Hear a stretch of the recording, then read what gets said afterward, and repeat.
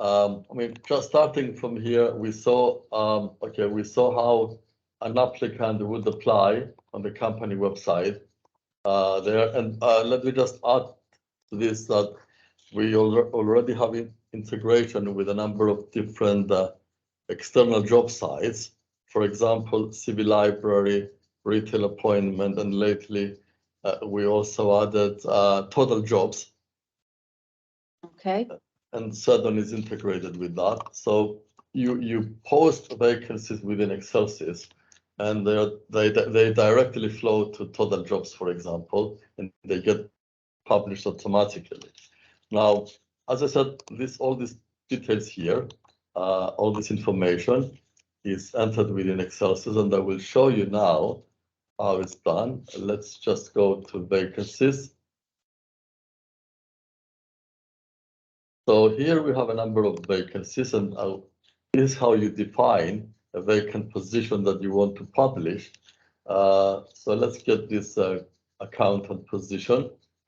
Make it bigger. So you define a name for this description, and then you can. This is a description that will be published, but it has to be mapped to an internal position within your organization. And this is, you select one of these. You can define whether a position is internal, external, or open, which means external, you only accept people from your public website. Internal means that also employees can apply for that. And open means both external and internal. Then you can, the job type is user definable. You can create your own job types as well as vacancy categories. You define those categories to suit your requirements. You can have a budgeted salary amount. You may wish to assign automatically any incoming applications to a specific employee. In this case, they have been assigned to Margaret Hayes, who looks after recruitment. Or you might be working through a vacancy agent, in which case you can select them from here. You enter an effective date, which means this is the date that it will get published on the website automatically, and this is the date it will be brought down from the website automatically.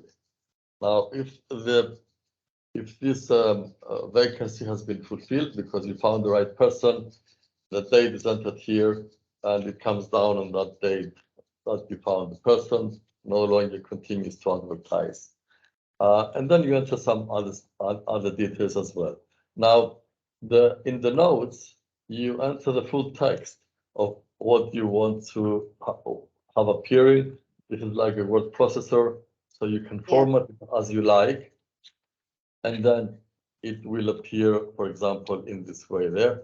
So use the colors and fonts and everything that you want, and then it's pulled up and shown here. So that's how you create your vacancy. And if we go to the media plan, this is where you can tell the system that you might want to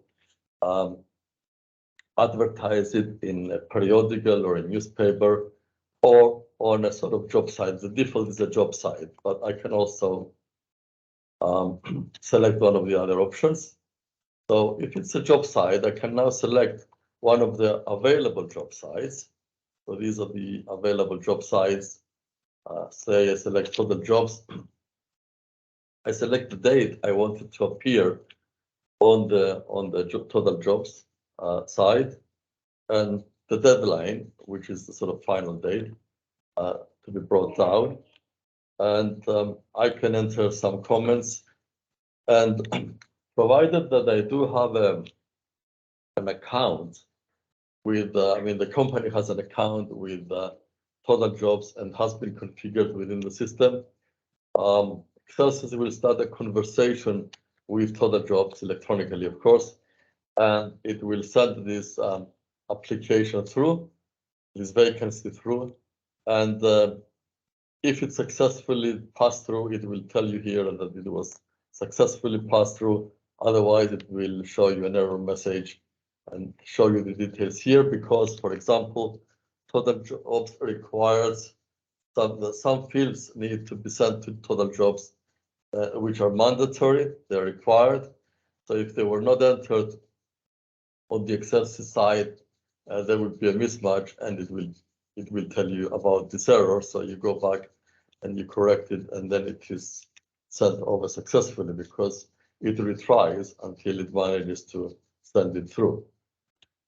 So that is as far as that is concerned. And now once people start entering, submitting applications through the website, you get the job applications coming through and you can select a specific one. So let's filter for this the accountant vacancy. So now I see here all the people who have applied for this vacancy, and I can see the sort of pipeline because through this status here. So we have some people who have been offered the job and they have accepted. Others are just entered it. These people have gone through the interview and they passed the interview. To these people, we have made the job offer to this person, and we're now waiting for their response. These people have been rejected by us. These people have been reviewed, but they have not progressed to the next stage, and these have been shortlisted. Now, these statuses are user defined and by you, so you create as many as you want to reflect the way that the workflow of your work, and then the system will group them according to these stages. So, for example, now, if I want to, well, this person has been shortlisted, and say I want to send them a job offer, I can right-click and use the send email, tell the system I want to send them a job offer. So this was done in the template. The template comes up, and of course I can make any changes I want if I want to.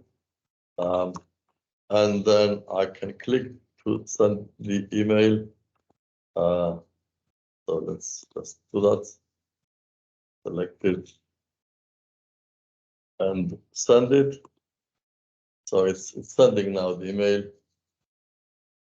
I think it's being sent to one of our own employees' personal accounts. Okay, so it's been sent. Now,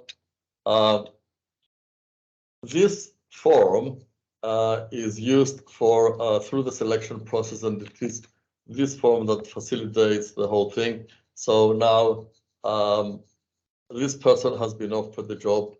Now these people have been reviewed, and now if I'm going to go through an interview with these people, suppose I'm just opening up this. This is a job application. I can go to the related applicant details, so I can click that, and it will show me all the details of this person, their address, whatever they entered in the system, any personal information, any other notes, any documents that they might have uploaded, like the CV, and so I can see all these details, and then I can also go and if I call them for an interview, if I want to call them for an interview, I can click that and I can select the person to interview this. So I will say, okay, current date. Okay, let's go. This person, I want this person to be interviewed, and I will invite this person for an interview on the 16th of August. Let's do it at 10 o'clock in the morning.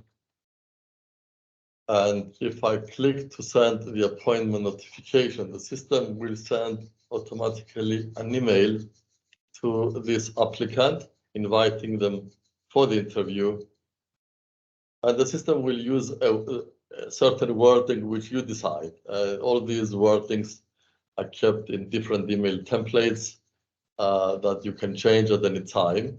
So they will receive an email, and also the person who will interview them, suppose that this person will be Linda, will also be receiving an email, but let's make it it's John Roberts, because I have his email handy.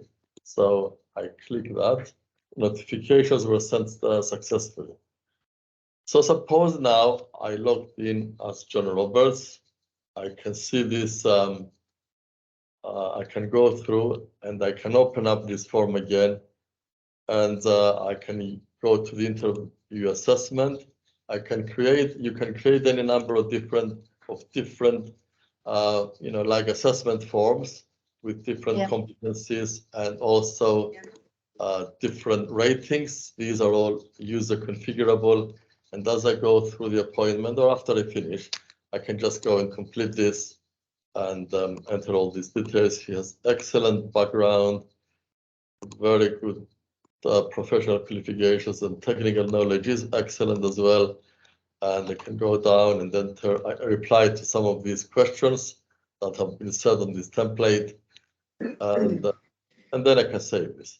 Now, by so doing, the system has automatically updated the interview score, because behind each one of those questions and ratings, there is a weight, and there is a way that the system will update the interview score.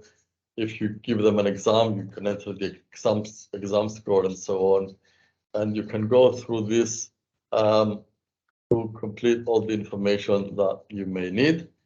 And now, if I go to John's, this is John, and I go to the inbox. This is the interview notification that has just been received. And again, as I said, the wording can be configured by you. It says, dear John, please note that you have been booked an interview with applicant Adria Heken for this vacancy, and so on and so forth.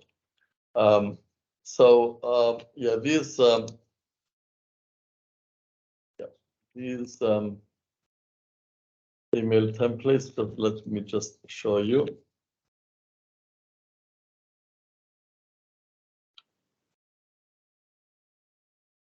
So here you get all these email templates. So this is like the absence request message. There, let's go and filter for recruitment.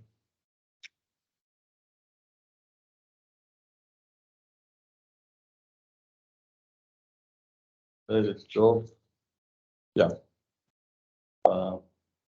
application rejection email. This is the or the assignment. Please note that you've been assigned the following. Okay, so you can assign an applicant to someone, and the system will send a notification to the employee with this wording, informing them that this applicant has been assigned to you for review. This is the job offer we saw earlier.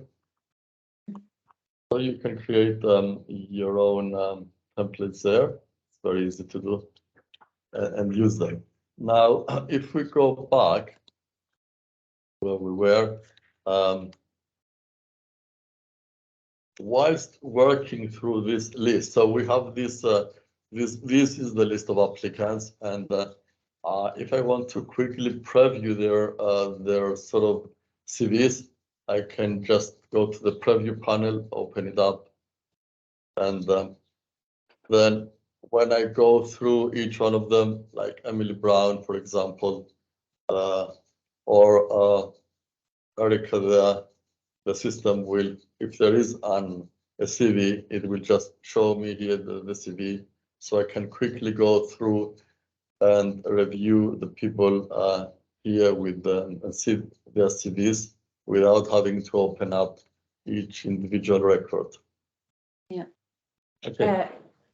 Sorry, curious. That looks good so far.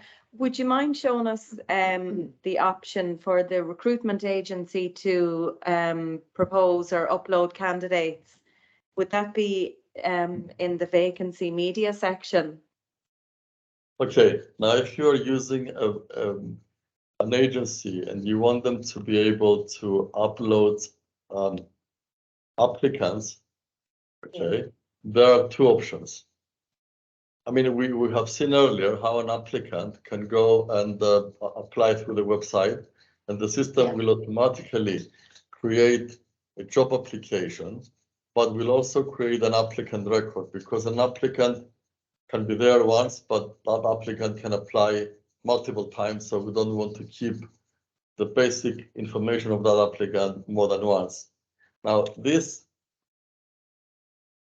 can also be entered manually. So you can grant access to this form to a recruitment agency so that they can come here and they can create a new applicant. So they can just go and enter the details of the new applicant and then go to the related information and say, okay, this applicant applied for these specific vacancies. So you can select a vacancy, like if we go there, you can see, you know, the job applications that, you know, this applicant has applied to, if they have, otherwise they might just be a blank. So they can use this form to enter the applicants directly into the system, or you can do that if somebody sent their application through email or in whatever other form. But I mean, these days, most people would, you know, request from the applicant to go to the website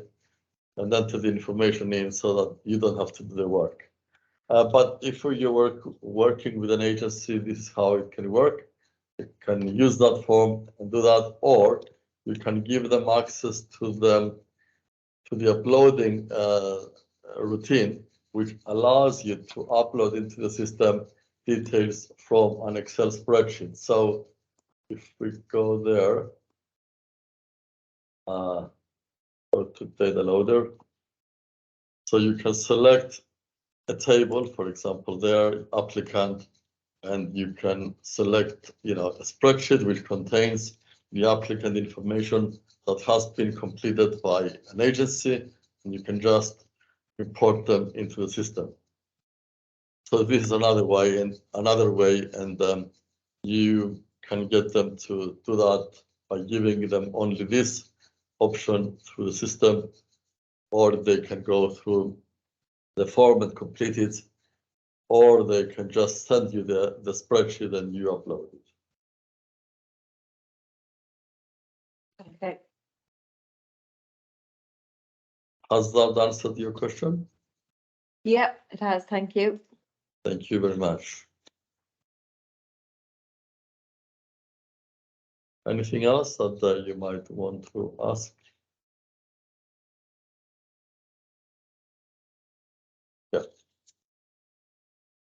Is there, sorry, just one other question in relation to recruitment and costings and that side of things. Is there the opportunity to enter, because we do use recruitment agencies quite a lot, and we like to track the costs associated with the recruitment fees? Is there a way of reporting on that and on recruitment statistics in general? So the idea is to track which applications were entered by which recruitment agency. Yeah. Yeah. And yeah, and the report on that, and the report on, and get statistics on that. yes, and on the costs as well associated with the recruitment agency fees.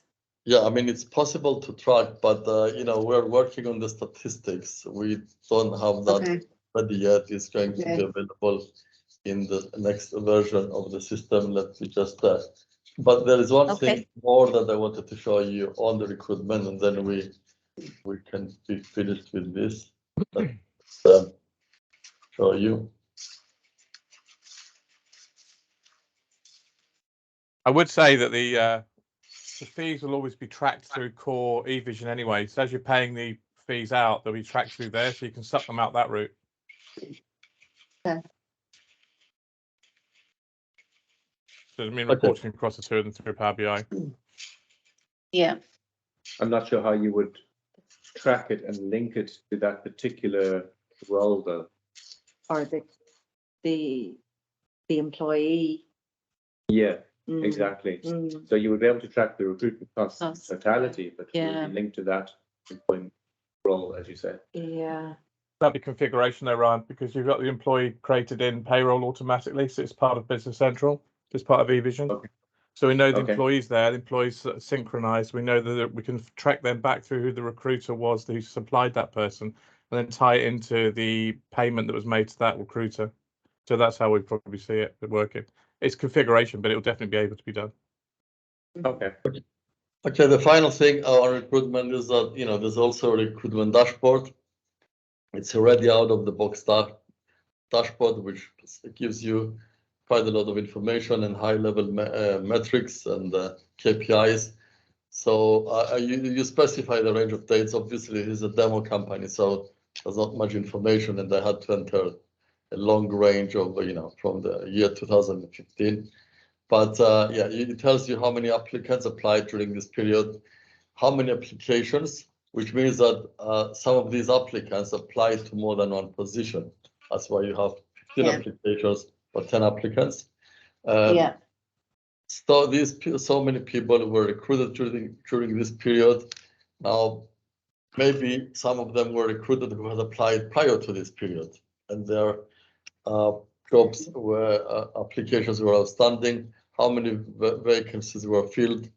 The average days to fill a vacancy, and how many open vacancies we have now as at the end of this date. Yeah. Then it shows you how many hired and how many were applied.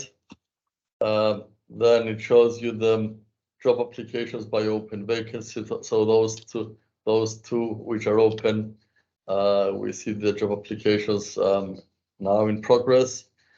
Days to fill a position. You get some other details, some other statistics at the back there. So here we have a number of other graphs that, depending on whether the information is there, it will show them or not. So yeah, there it is. So here gives you a breakdown of all the by the various statuses. Okay, and here, I mean, if I want to see all the shortlisted ones, I can click there, shortlisted, and it will show me the shortlisted or the ones entered, and it will select the right ones accordingly. So yeah, this is the recruitment dashboard, but of course, in addition, Cross Accesses provides a no data connector. You can create your own dashboards using such tools like Power BI and create a very customized dashboard as well. Okay. Can I just ask one other question? Sorry. We Yes. have an internal referral scheme for our employees. Is it possible on the employee dashboard maybe or it's probably part of the recruiter for an employee to refer a candidate? So you want to show on an employee's sort of information card whether that employee was referred to by another employee and the name of that employee? Yes, but also if an employee wants to refer somebody, I suppose they'd have to go through the recruiter process. Yeah. I suppose that maybe one way of looking at it is for any particular job applicant, are you able to tag how they were referred to John Paul? So, is it by a recruiter or is it by an referral employee? Yeah. Okay. Yeah. Yeah. Okay. That brings me to another capability which exists in the system.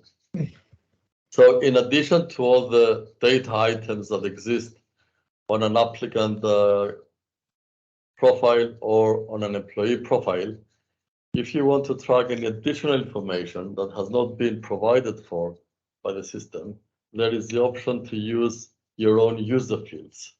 So you can define any number of user fields. Let me just show you user field definitions. And for example,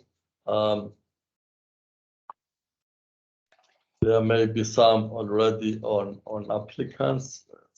Yeah, on applicants, you know, these are you know, user fields which have been defined to appear on the applicant card in this specific company, which you know, they are not part of the access system, but they are part of this implementation because the customers wanted to have this information. So you can create any additional fields and they will appear on the applicant card. Since we have the applicant card somewhere, let's just see there. There, yeah, applicants.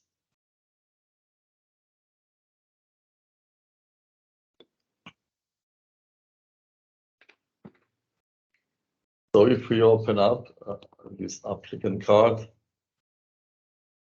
can see here user fields, and you see these are the some of the user fields, because the user fields you can let them be placed if you do not qualify them in the user field section, or they can be added to any other section. You want, like this is a user field there, but yeah, you can place them anywhere in the system. So these are the user fields. Are you over 18? Do you have a valid passport and no restriction to travel and so on? And this is what we also saw in the other screen that we were looking at. Yeah, there. So are you over 18? You have a valid passport and so on. So you just create them there and they appear on the form automatically. And this allows you to track any additional information you want. Okay. And that information stays with them when they migrate from the applicant to a successful employment to become an employee. Yes. Okay. Yes, but you know, you have to have defined the same fields on the employee as well, and then they will be transferred. But yes, it's doable. And as you can see, this capability for additional fields can be made available. I mean, you can define on a lot of entities, including employees, applicants, you know, projects, absences as well, absence requests, job applications, and all kinds of things. So yes, by this way, you extend the system to fit your requirements. Okay, any other question? Any other questions? Just from my side, I know that when you touched on it earlier with the timesheets, where employees can go in and they can allocate the time spent on various projects during the month just completed. I suppose for the finance team at the moment, that's a bit of a pain point, because they have to constantly chase all the various employees to get those timesheets completed. And I was just wondering whether the system, whether there's some sort of workflow or something that we can take that away from the accounts, the finance team, where all the employees get notified at a certain point of the month and you know, are prompted to complete that sheet. Yeah, actually that is available through the alerts and notifications. Let me see if I can show you a real example. Well, while you're doing that, Kyriakos, let me just fill in that from the eVision side as well, the whole picture side there, Ryan.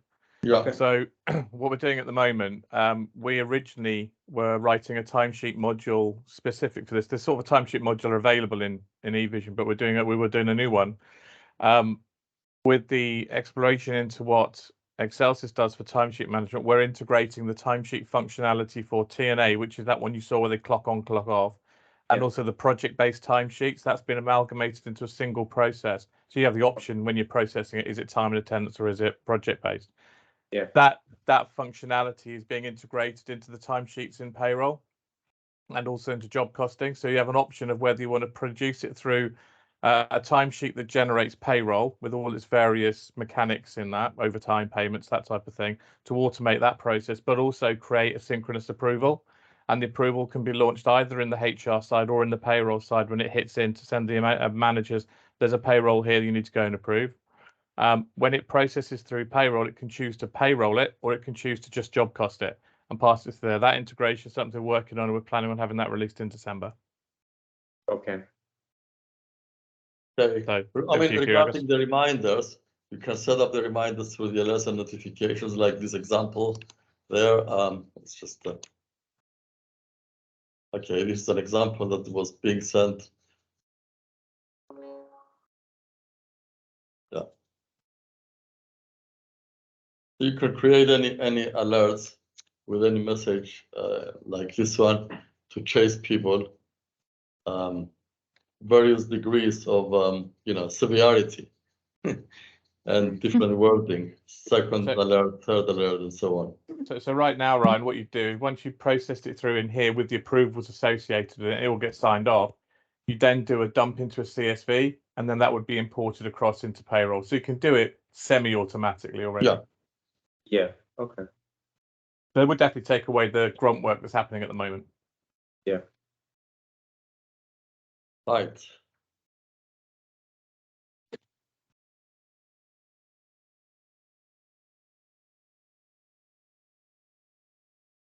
Sorry, Anything else? Kyriakis, Yeah. is there an option to send letters to staff? For instance, if we do a mass pay increase, is it possible to send a letter through the system to each individual with their individual data in that? What you can do today is to use what we call the mass mailer, which is a tool which will send emails to everyone. So you can send emails to employees, and then you can filter. So you can select a specific department, or if you leave it blank, it will send it to all. And then you can select the email template. So it could be anything. I mean, okay. It could be anything. I just select anything at random, and the system will send this to all the employees as an email. But actually now we're in the process of developing a similar functionality that will create a Word document, which can then be sent as a PDF. So you will create a Word document template and set it up in the system, and this can be used for contracts and for other letters like this. If you want to inform them of a pay increase, if everybody's getting a 3% pay increase, for example, of course you can use this email notification service, but if you want to get them if you want them to get sort of a PDF document, it will be done with the other system. We would probably prefer a PDF document that was Yes. passworded. Yeah. But also it would be individual, Kyriakis. It wouldn't be, I mean, each individual get a different pay increase. It would be an amount more than a percentage. Yeah, I mean, how easy would that be to do? It's almost like a mail merge type scenario we're talking about here. That's actually possible today as well, but you will need to use Word mail merge, and which is integrated with Excel sys, because it will take the information from what we call the position assignments, because you will need to create a new amendment on the position assignment using a proposed new salary. So let me just show you. So if I go to employees, go to Brad Forrester, and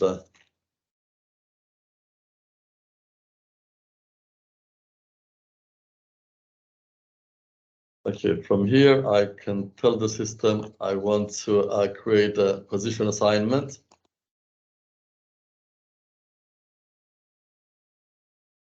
For this person.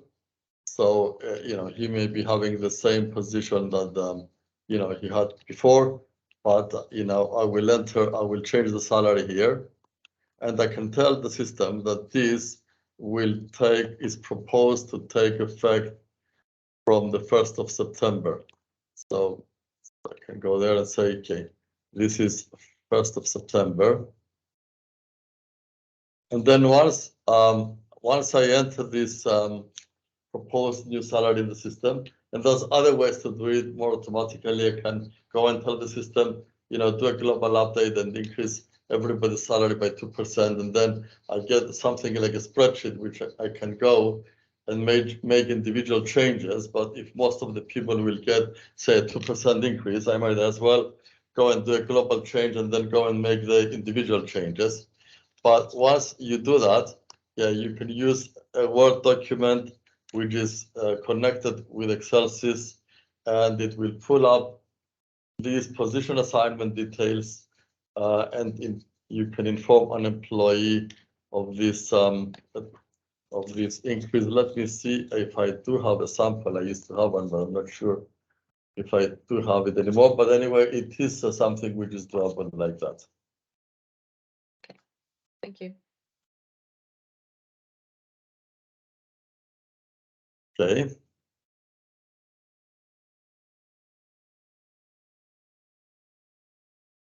All right, so any other questions at all? Just a quick one on the onboarding and offboarding.